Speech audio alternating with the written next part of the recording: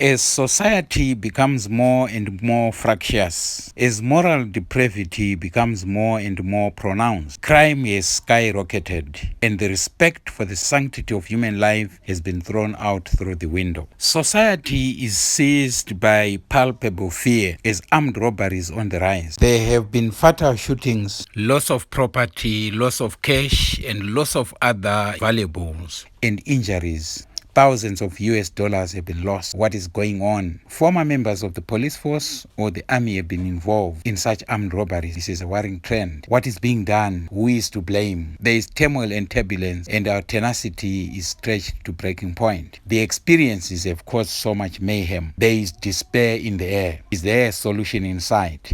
This is a new trend, and it's worrying. Who is next in this dog-eat-dog cacophony? Everyone is kept guessing. Where is society going? What future awaits us? What about our morals? Inside jobs, security companies have been targeted. Banks, financial institutions, schools, service stations, hotels. Everyone is fearful of being the next target. Is it desperation due to unemployment? Is it redundancy? Is it mere greed, cruelty, or masochism? Is organized crime gaining ground in the country? Why proliferation of guns of late? Why the trigger happiness? Is it a case of escapism? On 8 July 2022, there was a daylight robbery at Newlands shops. It was done in movie style. Those who saw it didn't believe it was happening. Not in broad daylight. How daring can these robbers be? Things are getting out of hand. Are things falling apart? The moral fiber of society is under challenge.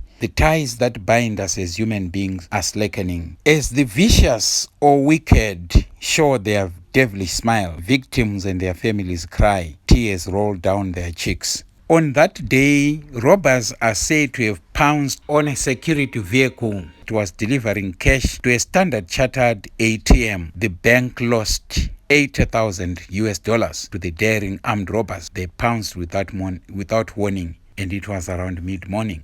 Earlier on, another company at the same shops is said to have lost about 34,000 US dollars. That was in a period of 8 hours. In both cases, cash in transit vehicles were involved. Was it coincidental? Could it be an inside job? What about the timing? Why was it inch perfect? On the day in question, a Honda Fit was parked close to the Securico vehicle, which was preparing to deliver cash to an ATM belonging to Standard Chartered. One of the robbers pulled a gun and pointed it at the female employee of the bank and ordered her to lie down. The robbers pointed guns at the other guards, and then they grabbed the cash and sped off. It was a scene in a movie. The female employee was shell-shocked, and she was crying. That kind of trauma is not an everyday occurrence. The society is gripped with fear. These cases are on the rise. Day by day, we hear of an armed robbery taking place in various sectors of the economy.